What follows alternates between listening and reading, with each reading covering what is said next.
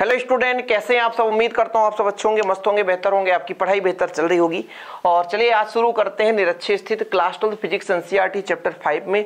और आज का लेक्चर काफी महत्वपूर्ण है। इसके पहले जो भी लेक्चर हैं वो आपको प्लेलिस्ट में मिल जाएंगे, तो एक बार आप प्रीवियस का जो भी वीडियो आपको देखना हो तो प्लीज आप प्लेलिस्ट में देख लेना। चलिए शुरू करते हैं। फिर बच्चों सबसे पहले बात कर लेते हैं निरक्षी स्थित, यानी आपके पास एक चुंबक है। चुंबक में दो ध्रुव हैं, एक नॉर्थ पोल एक साउथ पोल। उसके निरक्षी स्थिति पर कोई बिंदु है, उस बिंदु पर तीव्रता कितनी होती है चुंबकीय क्षेत्र की, ये चीज करना है। चूंकि आपको इसके पहले हमने अच्छी स्थिति भी कराया तो उसमें कुछ ना कुछ तो आप लोग सीखे ही हैं। एक चीज मैं यदि आपसे कह दूं कि चुंबकीय क्षेत्र की तीव्रता का फार्मूला कितना होता है तो B बराबर होता है μ0/4π, ठीक है, m/r²। जैसे ये हमारे पास एक चुंबक है NS, जैसा भी लेना हो, और इसके कारण एक चुंबकीय क्षेत्र तैयार होता है। चुंबकीय क्षेत्र रेखाएं निकलती हैं और इन चुंबकीय क्षेत्र रेखाओं के कारण एक हमारा चुंबकीय क्षेत्र तैयार हो जाता है। अब इस चुंबकीय क्षेत्र पर एक बिंदु है। अब ये n ध्रुव के कारण यहाँ पर जो आपके पास तीव्रता है वो r दूरी बताता है कि जो हमारा ध्रुव है इसके कारण कुछ ना कुछ तीव्रता निकल कर आ रहा है। तो ये जो r है उस बिंदु की दूरी बता रहा है ध्रुव से, जिस बिंदु पर हम तीव्रता ज्ञात करना चाहते हैं। तो ये जो तीव्रता इस बिंदु पर है μ0/4π, m जो है, जो भी हमारे पास चुंबकीय क्षेत्र क्रिएट हुआ है उस ध्रुव का ध्रुव प्राबल्य हो गया और r पर बच्चों बीच की दूरी हो गई। जैसे मैं कह देता हूं n से r दूरी पर एक बिंदु P है, तो फिर प्यारे बच्चों यहां से दूरी कितना है r। s से मान लो r दूरी पर एक बिंदु P है तो फिर s से दूरी r हो गया। तो r किसको रिप्रेजेंट करता है, जिस बिंदु पर हम तीव्रता निकालना चाहते हैं वो ध्रुव से कितना दूरी पर है, r वो चीज बताता है। हर जगह जरूरी नहीं कि r ही रहे, r की जगह हम दूसरा चीज भी ले सकते हैं। ये चीज अभी आपको देखने को मिलेगा। तो चलिए शुरू करते हैं। सबसे पहले बात कर लेते हैं निरक्षी की। तो अच्छी स्थिति तो आपने पढ़ा था कि एक हमारे पास चुंबक है, क्षण चुंबक है, और क्षण चुंबक हमने NS ऐसा ले लिया, इसके अक्ष पर एक बिंदु रख दिया। तो जब अक्ष पर एक बिंदु है और उस पर तीव्रता निकाल रहे हैं तब इस चुंबक के सापेक्ष इस बिंदु को हम अच्छी स्थिति कहते हैं। लेकिन वहीं पे यदि इसके लंबार्धक पर एक हमारे पास बिंदु, लंबार्धक का मतलब ये हो गया कि ये जो हमारा रेखा है इसके अक्ष के साथ 90 डिग्री के साथ है ना प्रतिच्छेद कर रहा है, इसलिए लंबार्धक है। और अर्धक का मतलब ये हो गया कि बीचों बीच में है।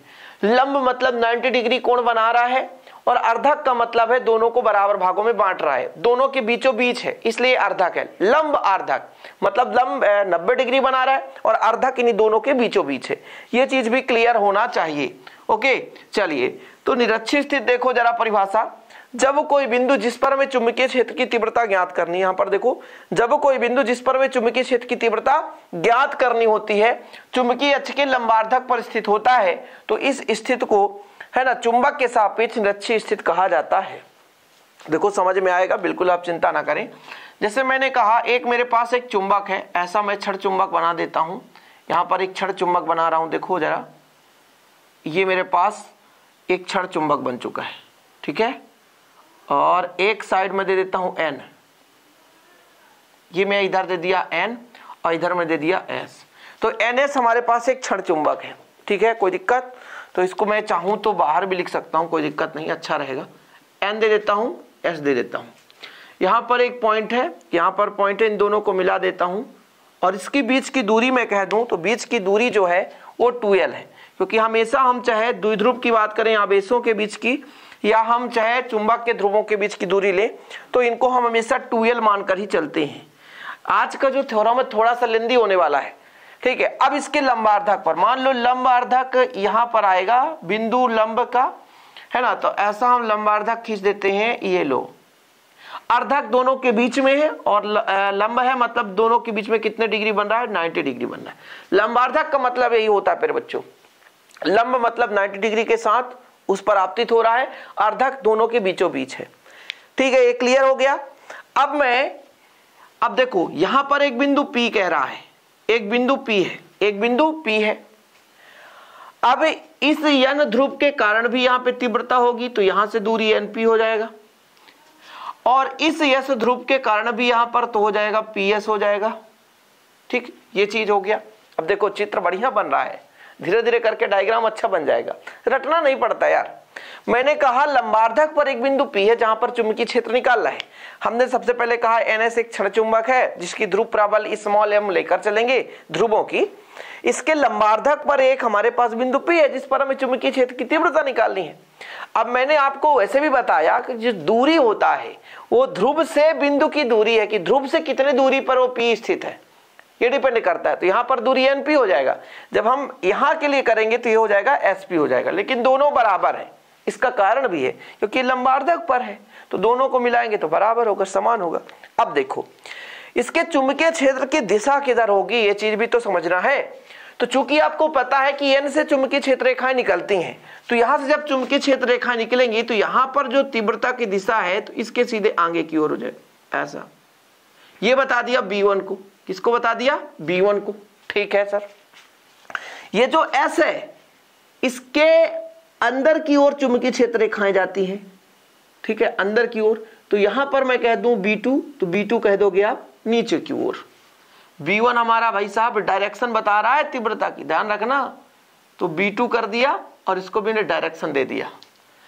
B2 अंदर की ओर भाई साहब S में चुंबकीय क्षेत्र रेखाएं प्रवेश करती हैं, N से निकलती हैं। जब निकली तो बाहर की ओर चली गई, मतलब डायरेक्शन इधर चल रहा है, लेकिन यहां पर अंदर की ओर।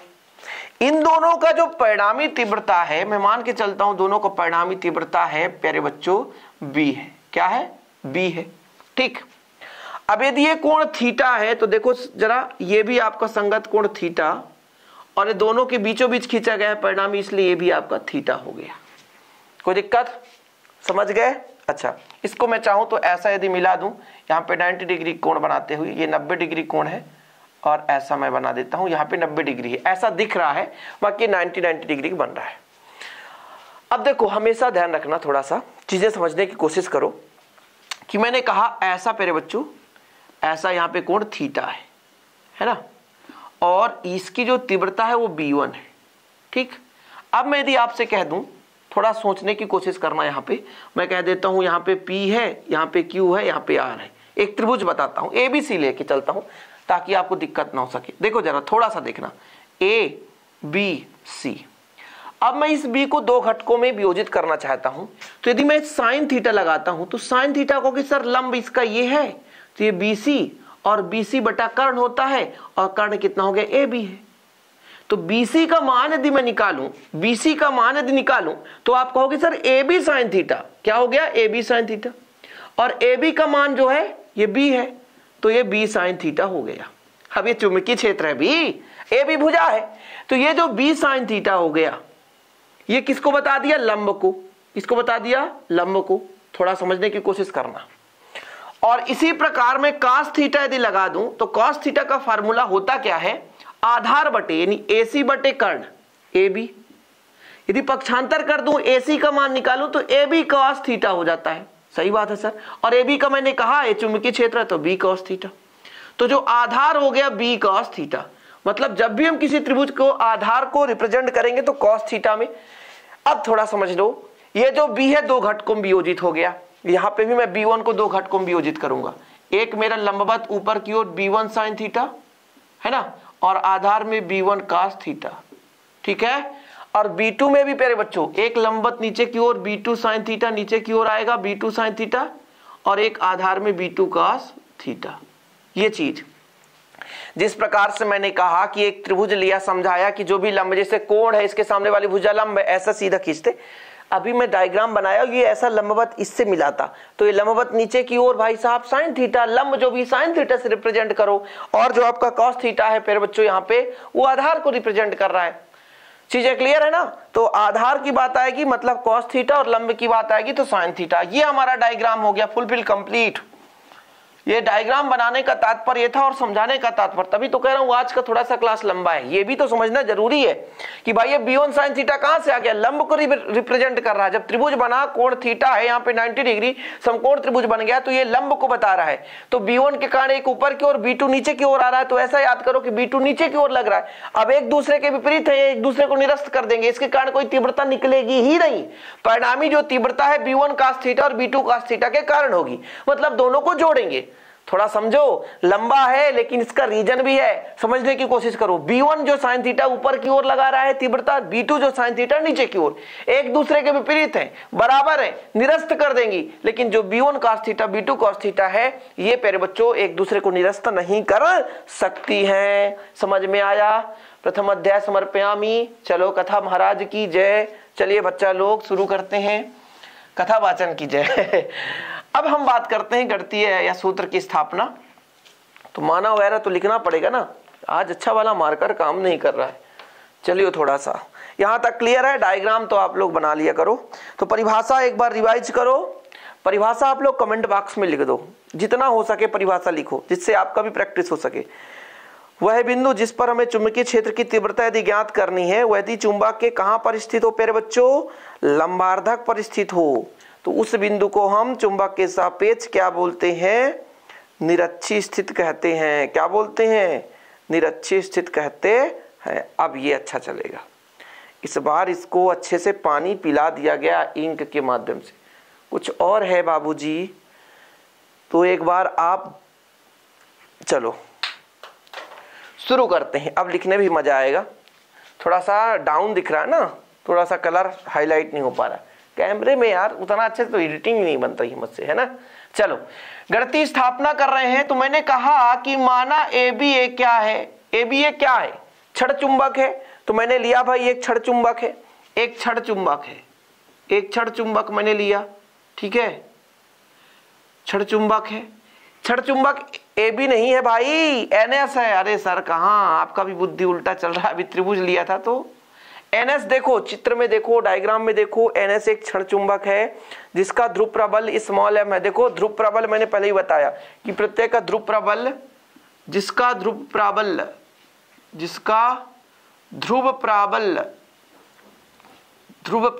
स्मॉल m है तथा लंबाई 2l, ठीक है। ध्रुव प्रबल स्मॉल m है तथा लंबाई 2l है। इसके लंबार्धक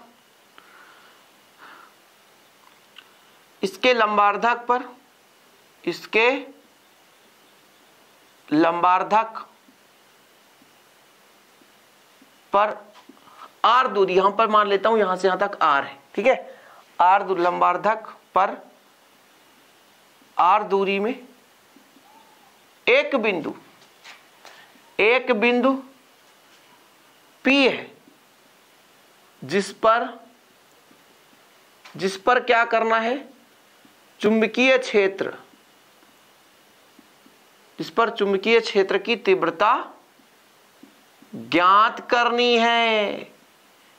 मैंने जो लिखा है वही यहां पर प्यारे बच्चों समझाया था। यही चीज तो मैंने कहा था। NS एक क्षण चुंबक है जिसकी लंबाई 2l है, ध्रुव प्रबल स्मॉल m है, लंबार्धक पर एक बिंदु P है जिस पर चुंबकीय क्षेत्र की तीव्रता ज्ञात करनी है। कोई दिक्कत नहीं है, यहां तक समझ में आ गया है।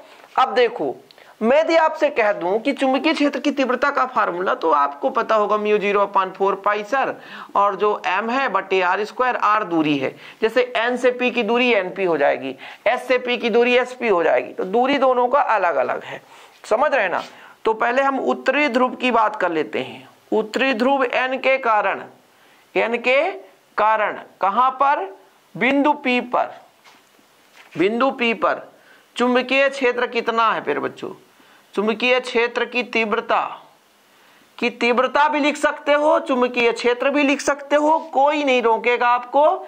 μ0/4 पाई तो कोई नहीं रोक सकता है। अब देखो, कुछ लोग कहते हैं सर आप μ0 पढ़ रहे हो, μ0 पढ़ो। अरे पढ़ने से कहा है रे ससुरा, समझ रहे हो? m बटा दूरी कितना है? n से p, तो np²। कुछ लोग कमेंट करते रहते सर μ0 पढ़ो ना, आपका गलत हो जाएगा सर। अरे गलत हो जाए तो हो जाए, अर्थ तो वही है ना। μ0 पढ़ूं चाहे μ0 पढ़ूं, निष्कर्ष तो वही निकलेगा, μ0 ही।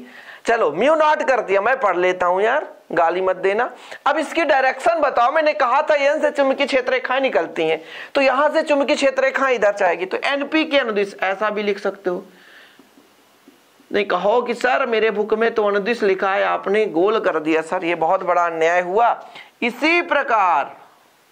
इसी प्रकार एक और बाबा जी आएंगे, दक्षिणी ध्रुव। इसी प्रकार दक्षिणी ध्रुव के कारण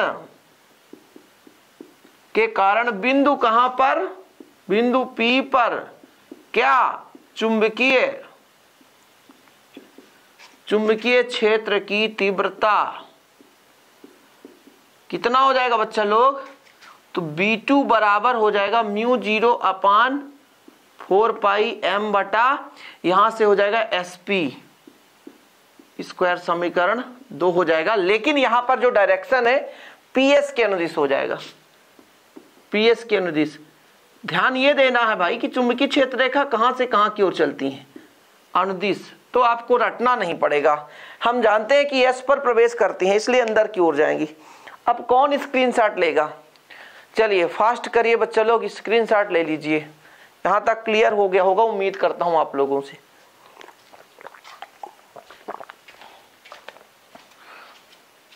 ठीक है, चले आगे। ले लिया आपने स्क्रीनशॉट। मैंने आपको बताया है कि ये जो B1 है ना, इसको भी दो घटकों में वियोजित करेंगे। जो B2 है ये भी दो घटकों में वियोजित होता है, एक क्षैतिज दिशा में और एक ऊर्ध्वाधर दिशा में। आप लोग स्क्रीनशॉट ले लो, बेहतरीन आपको मैं समय देता हूं, कोई दिक्कत नहीं है, कंफ्यूज होने की भी जरूरत तो नहीं है। ठीक है, कोई दिक्कत, चलो मिटा दूं, क्लीन कर दूं, समझ में आ रहा है। एक बार फिर से इसको समझ लो। ये B1 कहां से आ गया, μ0/4πm/NP²। ये कहां से आ गया फिर बच्चों, N ध्रुव के कारण है। और ये जो B2 का मान आ गया S ध्रुव के कारण है। यहाँ पे जो डायरेक्शन है इसको समझना जरूरी है। NP जो है ये डायरेक्शन है, तो यहाँ पर N से P की ओर है क्योंकि N से चुंबकीय क्षेत्र रेखाएं निकलती हैं। यहाँ पे P से S की ओर है क्योंकि P से S की ओर जाएंगी, S पर प्रवेश करती हैं। तो हमको भी यहाँ से क्लीन करना है क्योंकि फिर बच्चों थोड़ा सा व्यंजक जो है लंदी होने वाला है, इसलिए थोड़ा सा लंबा चौड़ा लिखना पड़ेगा। अब हमने आपको बताया था कि जो चुंबकीय क्षेत्र B1 है इसे दो घटकों में वियोजित कर सकते हैं। कोई दिक्कत, चुंबकीय क्षेत्र B1 को दो घटकों में क्या किया जा सकता है, वियोजित किया जा सकता है। कैसे दो घटकों में वियोजित करेंगे फिर बच्चों, पहला हो जाएगा B1 sin थीटा, ये कहां, ऊर्ध्वाधर ऊपर की ओर, ऊर्ध्वाधर ऊपर की ओर। देखो जरा सही है क्या, सर ने सही कहा, B1 sin थीटा, ठीक है। और इसके बाद दूसरा आपका B1 cos थीटा, क्षैतिज दिशा में, क्षैतिज दिशा में। कोई दिक्कत तो नहीं है ना, समझ रहे हो, क्षैतिज दिशा में, ठीक है सर। इसी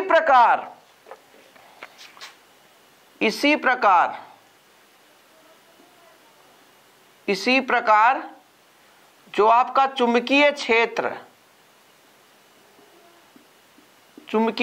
B2 को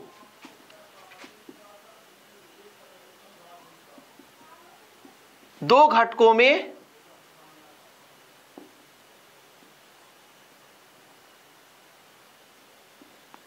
किया जा सकता है, दो घटकों में वियोजित किया जा सकता है। पहला नंबर B2 sin थीटा, ये ऊर्ध्वाधर नीचे की ओर, सब स्टार्टिंग में समझा देता हूं। देखो जरा नीचे की ओर सही है कि गलत लिख रहा हूं, नीचे की ओर सही बात है सर। दूसरा नंबर जो आपका है B2 cos थीटा, ये कहां है, क्षैतिज दिशा में, बिल्कुल सही है, ये क्षैतिज दिशा में है। अब मैंने आपको बताया कि चूंकि B1 का मान और B2 का मान बराबर है क्योंकि समान दूरी पर है, किंतु जो B1 sin थीटा है वह B2 sin थीटा है, एक दूसरे के विपरीत हैं, एक दूसरे के विपरीत हैं। मैं पूरा लिख दे रहा हूं, विपरीत हैं, इसलिए एक दूसरे को क्या कर देंगी, ये निरस्त कर देंगी। मारो गोली ठा ठा, निरस्त कर देंगी, निरस्त कर देंगी। एक दूसरे को निरस्त कर देंगे। मैंने कहा ना b1 sin थीटा ऊपर की ओर b2 sin थीटा नीचे की ओर, विपरीत है, बराबर है, b1 b2 बराबर रहेगा क्योंकि समान दूरी पर है, इसलिए तीव्रता समान दूरी पर है फिर बच्चों, इसलिए बराबर होगा। लेकिन ये एक दूसरे के विपरीत है, इसलिए एक दूसरे को निरस्त कर देंगी। स्क्रीनशॉट ले लो भैया, समझ रहे हो? ठीक है। अतः क्या है अतः सर? ये तो हम भी समझते हैं। अतः बिंदु P पर, अतः बिंदु P पर परिणामी चुंबकीय क्षेत्र की तीव्रता बताओ जरा कितना हो जाएगा भैया? तो कहोगे सर B बराबर B1 cos थीटा और B2 cos थीटा, दोनों को जोड़ देंगे। अब चूंकि हमने कहा कि B1 और B2 बराबर हैं तो हम ऐसा भी तो लिख सकते हैं 2B1 cos थीटा। सर कैसे जबरदस्ती कर दिया? तो भैया B1 और B2 दोनों क्या हैं? बराबर हैं। B1 और B2 दोनों क्या हैं? बराबर हैं। आई बात गई समझ में बच्चा लोग? हो सकता है दिक्कत भी हो रही हो, लेकिन यार यही है, करना पड़ेगा, कोई नहीं रोक सकता है, समझे? ये कहां से B1 B2 ये कहां से आ गया? सब डायग्राम में समझाया था। B1 sin थीटा ऊपर, B2 sin थीटा नीचे, एक दूसरे को निरस्त कर रहे हैं, मार रहे हैं गोली। भैया B2 और B1 cos थीटा है, ये क्षैतिज दिशा में दोनों, इसी के कारण जो भी तीव्रता है वो लगेगी। तो हमने कहा दोनों को जोड़ दो, और चूंकि B1 B2 बराबर है इसलिए 2B1 cos थीटा कर दिया, कोई दिक्कत है नहीं। अब B1 का मान रखो समीकरण 1 से मान रख दो, रख सकते हो कि नहीं? रखो जरा, समीकरण 1 से मान रखो। कितना आया था समीकरण 1 से? स्क्रीनशॉट के लिए मैं समय दे देता हूं, भूल चूक गलती मत करो, लिखते चलो बच्चे लोग। नोट्स के लिए कांटेक्ट कर सकते हो, 100 रुपए चार्ज लगता है, पर फ्री में मत सोच लेना, थोड़ा मेहनत करता हूं यार तो इतना तो बनता है।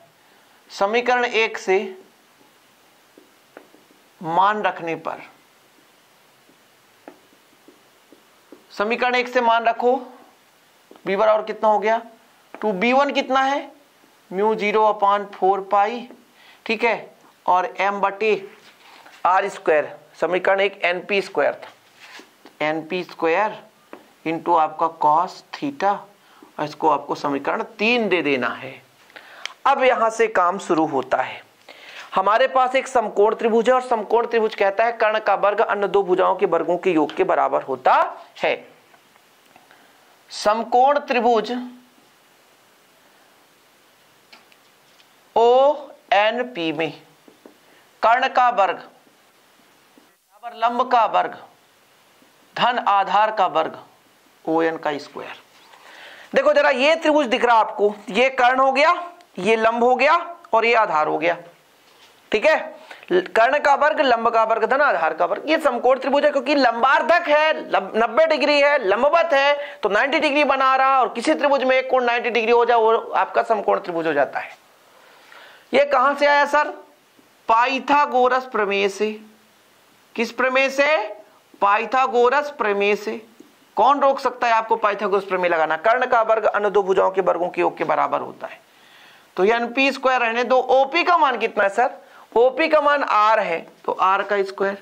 ON का मान कितना सर? तो टोटल 2L है तो ON L हो जाएगा, तो L² हो जाएगा, तो NP² यहां पर हो जाएगा। और यदि मैं NP कह दूं तो √ हो जाएगा R² + L²। तथा cos थीटा का फार्मूला कौन बताएगा? cos थीटा कहता है कि आधार बटे कर्ण, आधार बटे कर्ण। आधार कितना है? ON है। आधार कितना है? ON देख लो जरा, त्रिभुज यही है, समकोण त्रिभुज हमारे पास ONP ही चल रहा है, समकोण त्रिभुज ONP ही चल रहा है। cos थीटा बराबर आधार बटे कर्ण। आधार हमारा ON है, कर्ण हमारा NP है, तो यहां पर NP रखो। ON का मान हमें L पता है, NP का मान हमें ये पता है, √ R² + L²। समझ रहे हो? तो NP का मान भी आ चुका है, cos थीटा का मान भी आ चुका है। इसको हम दोनों को समीकरण 1 में रख देते हैं। तो बच्चा लोग लिखो, अब एनपी व कॉस थीटा का मान समीकरण 1 में रखने पर, चलो सर देख लेते हैं। 2 और यहां पर 2 तो है, म्यू नॉट अपॉन 4 पाई है सर, m है तो n है, रहने दो। एनपी स्क्वायर का मान सीधा रखो, R square plus L square. देख लो एनपी स्क्वायर का मान, यहां से देख लो जरा, एनपी स्क्वायर हुआ कॉस थीटा का मान, चाहे एनपी का मान रख दो डायरेक्ट, जो भी इच्छा हो आपको, कोई दिक्कत नहीं है। कॉस थीटा का मान कितना है, l upon under root r square plus L square. चलो भाई साहब, यहां तक आपको समझ में आ गया होगा। उम्मीद करता हूं कि भाई साहब यहां तक क्लियर हो गया होगा।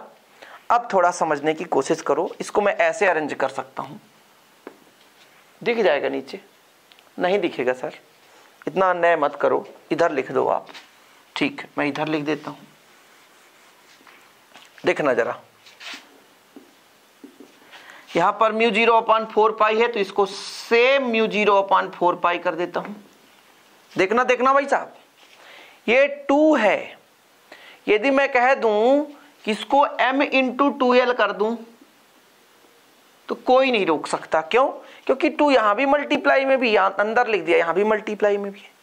यहां पर इसका घात 1 है और अंडर रूट का मतलब है 1/2। थोड़ा समझना, 1 और 1/2 जोड़ोगे तो 2 1 कम 2, 1 3/2 हो जाता है। मतलब r square plus L square का पावर 3/2 हो गया। फिर से समझ लो, अंडर रूट का मतलब है 1/2, यानी r square plus L square का पावर 1/2 है, और यहां आपका 1 है, तो 1 और 1/2 जोड़ोगे, 1 और 1/2 तो 3/2 आता है। तो मैंने 3/2 कर दिया, 3/2 कर दिया। और आप यहां पर इसको समीकरण दे सकते हो, जो भी देना है। समीकरण 3 आया था, इसको समीकरण 4 दे देते हैं। अब बताओ, फिर से क्लीन करना है। सर ये तो बहुत लंबा चौड़ा हो गया, अब हमको समझ में नहीं आ रहा है। तो समीकरण 4 हम पा चुके हैं। अब हमको बताना है बच्चा लोग क्या, अब हमको बताना है कि जो हमारा m बराबर होता है m इंटू 2l, ये क्या है? चुंबकीय आघूर्ण। चुंबकीय आघूर्ण है, क्या है? चुंबकीय आघूर्ण।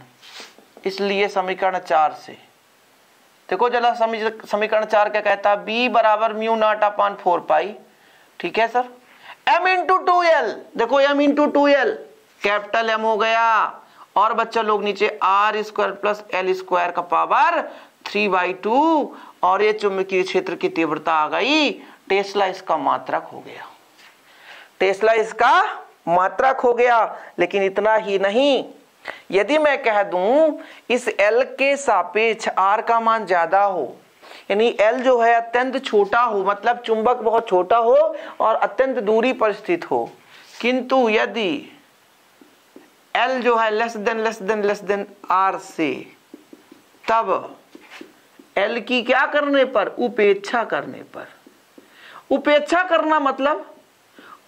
करना मतलब मार दो गोली, हटा दो उसे, बंद हो जाए उसकी बोली। मारो गोली तो मार दिया सर, देखना जरा, आंख लगा के देखना, गड़बड़ हो जाएगा। आर स्क्वायर है, एल की गोली मरी है ना भैया, गोली खत्म कहानी, 3/2। अब देखो जरा, एल कहां गया सर? मैंने कहा ना, एल को गायब कर दो, उपेक्षा कर दो। गया, यहां से गया, कहां गया पता नहीं, निमंत्रण खाने चला गया। अब देखो जरा, ये 2 से 2 काट दो बच्चा लोग, क्योंकि यहां भी घात बटे में है, तो बचा कितना? म्यू 0/4 पाई बचा, और यहां पर m बचा, यहां पर बचा r3।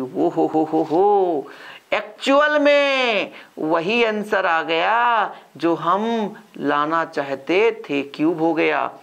r का पावर 3 है ना, r का पावर 3, और ये टेस्ला। और आगे एक शब्द भी आगे लिखने की जरूरत नहीं है, यही अभीष्ट व्यंजक है। तो देर किस बात की, फटाफट शेयर कर दो बच्चा लोग इतने मेहनत के लिए।